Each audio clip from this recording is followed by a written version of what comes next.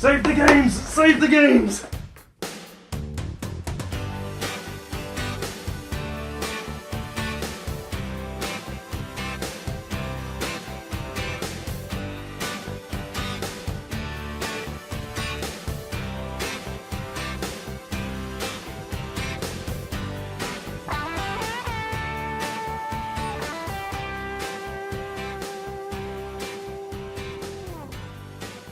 Hey guys, welcome to another review. Relax, there's no earthquake happening here. It's just that I'm reviewing the expansion to Eldritch Horror Cities in Ruins. This one I've been looking forward to for quite some time actually when I first heard it announced. Because, well, I like Eldritch Horror, no shock there.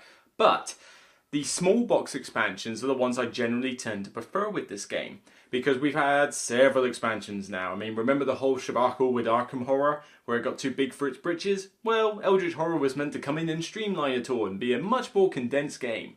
Yeah, this is Fantasy Flight, we know that ain't gonna happen, don't we? So they've been releasing expansion after expansion, big and small, and essentially now we've got yet another expansion. However, the small box expansions tend to not add too much in the way of complexity. They just add more of the good stuff and maybe one or two small minor mechanics that are worth bearing in mind and worth introducing to your game. Not to mention they can be introduced easily. So the gist with this one, you now have a new ancient one, and God knows how you pronounce his name, Shuddelmel, something like that. Basically, if you look at the picture, just think Graboids from Tremors. Yeah, anybody seen that older B-movie horror film? Just think Graboids, and it's basically, yeah, one giant Graboid it looks like anyway on the cover. And with this one, you are going around Eldritch and you're obviously trying to stop this ancient one, but the cities on the board are actively being destroyed. In fact, you actually end up with a destroyed city at the start of the game half the time when you use this guy. And as such, some cities become unusable and there's new encounters to go for when you go to those ruined cities. But essentially, the rest of it plays out mostly the same way. It's more of a ticking time bomb. Now, you have some extra prelude cards, and they will change up the game as did all the other prelude cards. If you're asking whether you need to have this ancient one to use those disasters, the disaster cards, you know, that's what they call when the city gets leveled, then you don't have to use him. The prelude cards, there's 4 in there. One of them, I think 1 or 2 of them aren't even related to disasters. The other 2 are. Now, you could use this ancient one, in which case disasters are already in the game, but the other 2 prelude cards also include disasters as part of their rules. So you don't have to play with the giant Graboid of death in order to use them. You can simply just use, a normal ancient one. Cthulhu comes in and levels cities. I mean, why wouldn't he? He's Cthulhu. Who says he can't level cities? So the mechanic itself, I do rather like it. It brings that I'm trying to think of the word, epicness to the scale, because you're already playing on a map of the world. And with that said, in other games, you kind of feel like, yeah, I'm on the map of the world, but it almost feels like I'm just basically in Arkham. Yeah, I'm going to this other place around the world, but it doesn't necessarily feel like there's as much at stake as compared to any other Arkham horror game. With this one and those disasters, it does, because now you're seeing the effects of these ancient ones coming around, and just entire cities, like Rome is gone. Just gone. There is no Rome anymore. Then London's burning, and then, Sydney is gone. And it works out to be a really nice sort of epic, immersive feel to the game. And I like using these disasters when I can. Of course, they're not going to get used in every game. You either won't use this ancient one, or you won't have those 2 particular prelude cards. But, unless you're one of these people who literally shuffles up all the prelude cards and deals one at random, you can at least say, right, well, I want to use disasters this time, therefore we're popping these in. However, yes, you are limited to those prelude cards and this ancient one if you want to utilise the new mechanic. Other than that, the expansion pretty much does what all the other small box expansions does. It adds more of the good stuff. And there are some cool cards in here. You've got more assets, you've got more weapons, artifacts, you've got more conditions, you've got more monsters. It gives you a bit of everything else that you like in this game. And they've been quite good fun to play with. What I tend to do now with Eldritch Horror is, if I'm playing a particular ancient one, I'll search for the expansion symbol on the cards. And I've got them all laid out in my Arkham Vault. And through that, I basically use only the Mythos cards that work with that expansion. I mix all the items and that, willy-nilly, and I don't care. And most people don't either. And same goes for conditions and spells, etc. But for the Mythos deck, I tend to only use, where possible, Mythos cards from that expansion. I just seem to, when the storyline narrative in the Mythos cards relates more to the ancient one you're fighting, it just makes everything gel together. I find when you mix everything in the kitchen sink together and then just draw the Mythos cards from that, you sometimes get a little bit of disjointedness with how the story plays out. That's just me. I've got them laid out so I can do that. If you don't do that, then no big deal. It's not going to affect your liking of this expansion.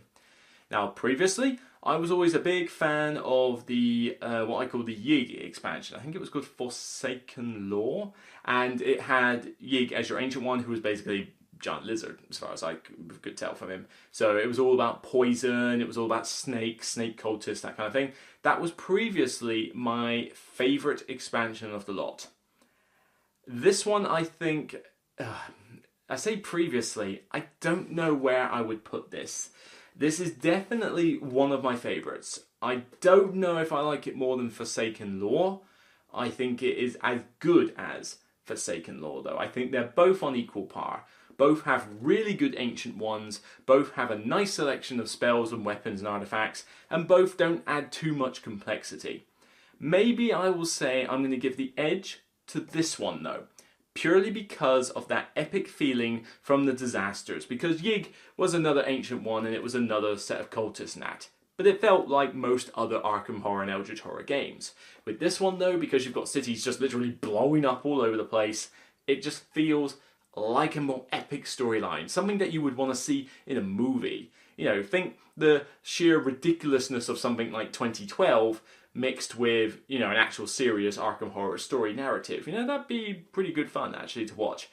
Well, yeah, not the original 2012 film, that was rubbish. But yeah, all in all, can't really say much bad about it. The mechanics that it introduces are dirt simple. You basically just, whenever a disaster happens, you resolve it and, place a disaster marker on whichever city just happened to get leveled. When you go to that city, you now draw an encounter card that's based on disasters. Although, here's a neat little twist.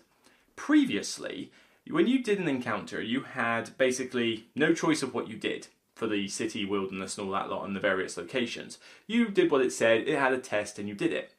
The gate ones and the expedition ones, they gave you a test, and if you failed or passed it, you did a pass or fail effect. Well, this one goes one step further. This one has a pass and fail effect, except you don't do a test. You simply choose which one you want to do. I hope there are more encounter cards like this in the future, because it's nice to roll a skill test and do well in that, but to be just simply given a choice. And it's not like it says choose the pass or fail effect, which is a bit of a weird way of phrasing it, because it's not that the fail effect is actually bad. Both of them are generally a mix of good and bad, and you don't actually know which one is preferable. Sometimes the fail effect is better than the other effect, but you have the choice. And it's purely narrative based. So you might say, I know, you walk around the ruined city and you see, Lutis making off with all sorts of valuables. Do you A, stick around and try and do something about it? Or do you B, ignore it, you've got bigger problems to worry about? And you choose based on that, purely from a roleplay perspective. I really enjoyed that. Granted, you don't always want to go to a disaster area, there's usually better areas to go, but I like that in the sense of, wow, these encounters feel a bit more immersive. They introduce roleplay more, and I hope that future expansions go and utilize that mechanic in a good way, because I would like to see more of that. So that's all I can really say about the Eldritch Horror expansion. It's really cool if you have just started off at Eldritch Horror and you're looking for the first expansion to get. This is definitely one I would consider. This or one of the other small box expansions, although maybe not the Secret Remnants one, I think it was called, because that one was, that was okay. Forsaken Lore is amazing.